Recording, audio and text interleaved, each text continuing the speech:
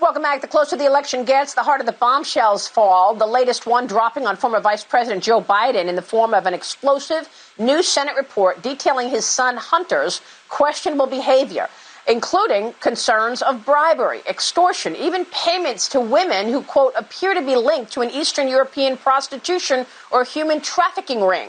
Senate Homeland Security Chairman Ron Johnson has spearheaded the GOP investigation, along with Iowa Senator Chuck Grassley, and he joins me now. Senator, it's good to see you this morning. Thanks very much for being here. Good morning, Maria. Your committee released this document this week. Walk us through the most stunning parts of what we need to understand about this document, Senator.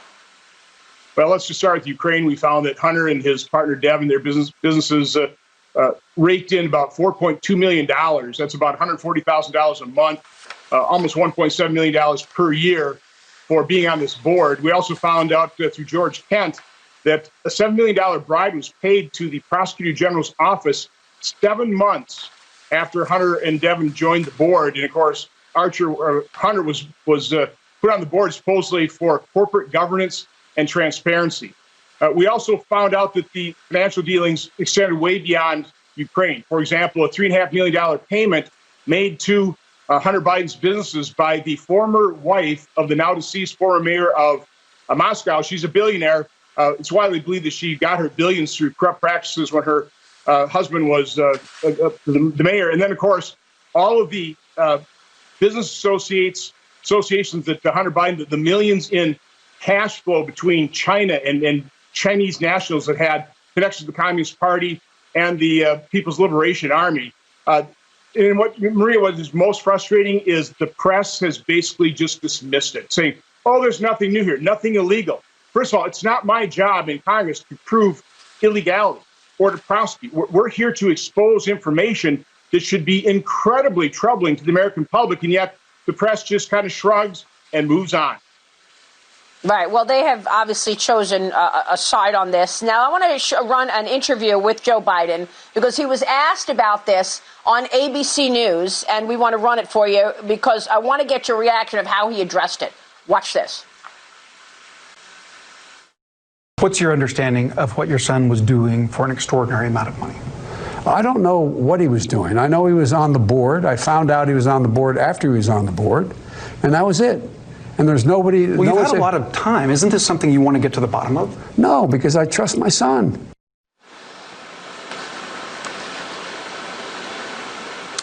Your reaction, Senator. This is, of course, Axios on HBO, an interview which ran December 19.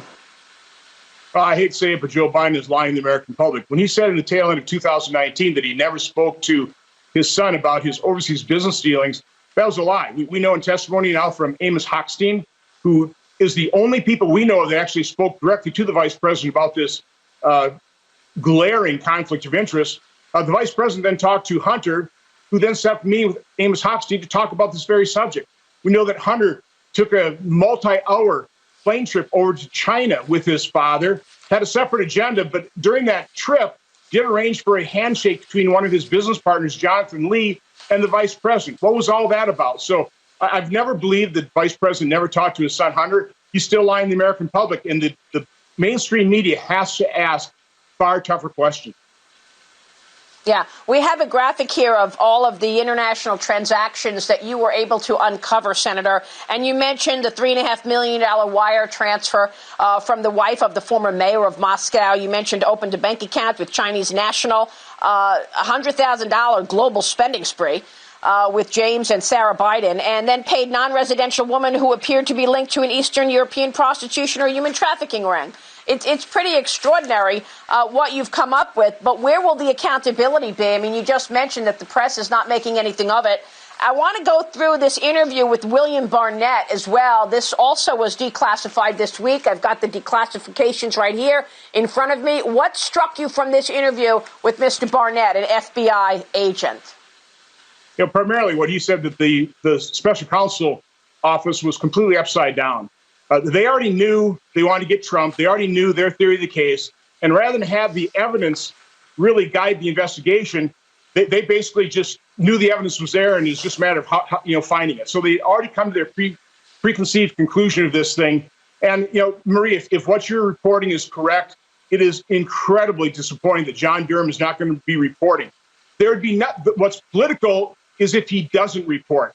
We have had the deep, and I will call it the deep state, through these other investigations, prevent the American public from knowing what happened with the FBI's corruption of their investigation, the corruption of the transition process for now 3.5 years.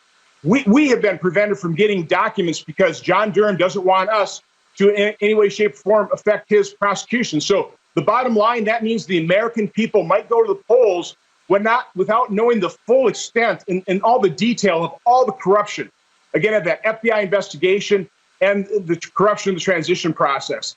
I think John Durham, if he's not going to present indictments, Attorney General Barr has to make available to the American public what they've already found out, or at a minimum, provide those documents to people like me that these things are under subpoena. John Radcliffe has to declassify this information so that we can make it public to the American public before the election.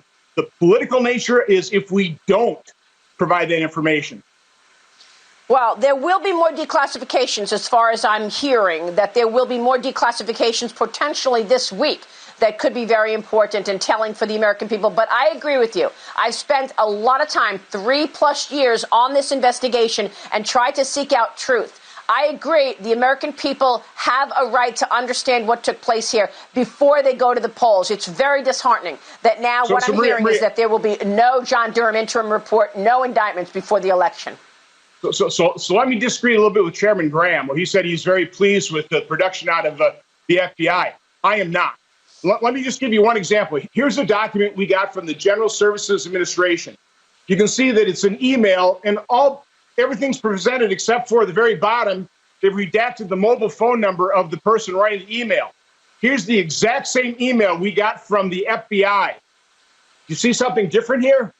Everything is redacted. And that, we're supposed to get thousands of pages from I could finally subpoena the FBI. They are on their second extension. Everything is due by, I think, the 30th of September. And that's the kind of information we get. It's non-information. We have to fight over redacting the same documents that we get from other agencies. So I am not happy at all with the document production we've gotten out of Director Wray and the FBI. Not even close.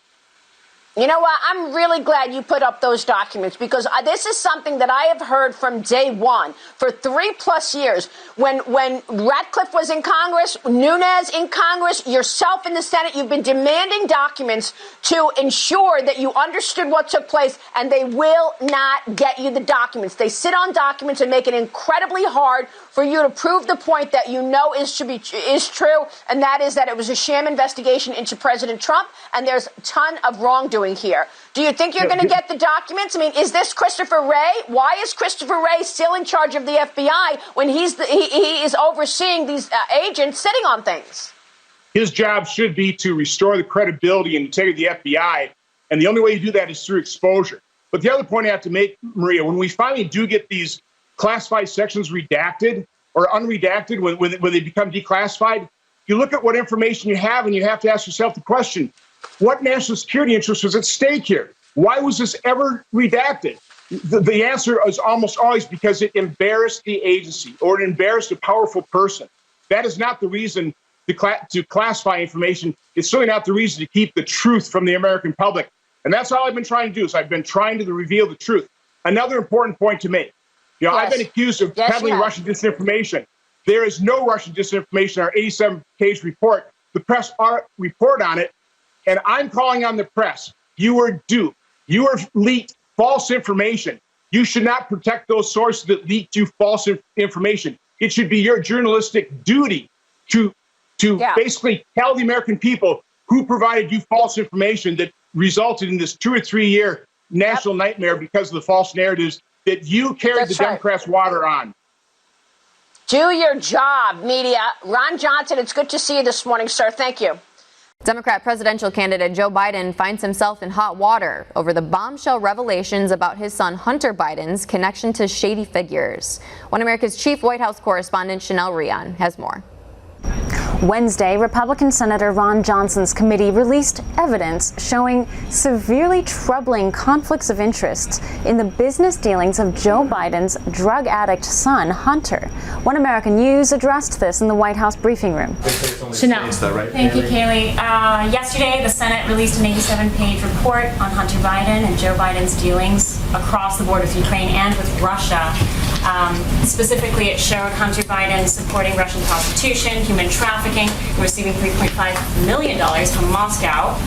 The question to you is, does the White House have any intention of helping the DOJ should an investigation be opened up on the Bidens? And number two, do you have a response to Rudy Giuliani yesterday telling us that this should immediately disqualify Joe Biden from his candidacy? Yeah, that was a very troubling report. You know, I'll leave it to the DOJ as to how they move forward. But I mean, I think this New York Post cover says it all. You know, I heard so much about Russia collusion, but it appears the only collusion going on was between Hunter Biden as he accepted $3.5 million from the wife of the Moscow mayor. Very troubling indeed. More troubling is the Biden's robotic response to this smoking gun. OAN caught up with Seamus Bruner, co-author of Fallout. Bruner says the Russian oligarch connection is just the start of the scandal.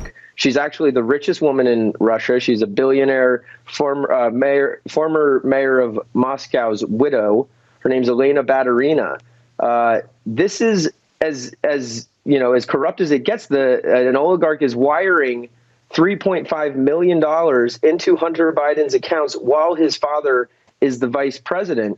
This is far more egregious than anything that was in the Mueller investigation or the Crossfire Hurricane investigation. These are direct payments from Russian oligarchs. And it's kind of interesting because one of the questions is, well, what did the Russians get out of this? Bruner notes a fascinating timeline everyone seems to be forgetting.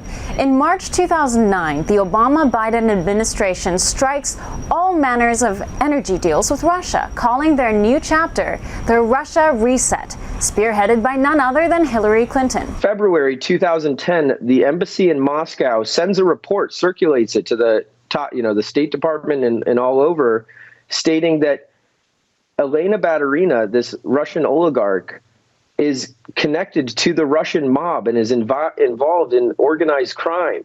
Despite this known report, both Hillary Clinton and Joe Biden power through a deal with Elena Baturina called the Skolkovo Project. Well, she owned the land for, some of your viewers may remember, the Skolkovo Project, which was this technology park modeled after Silicon Valley.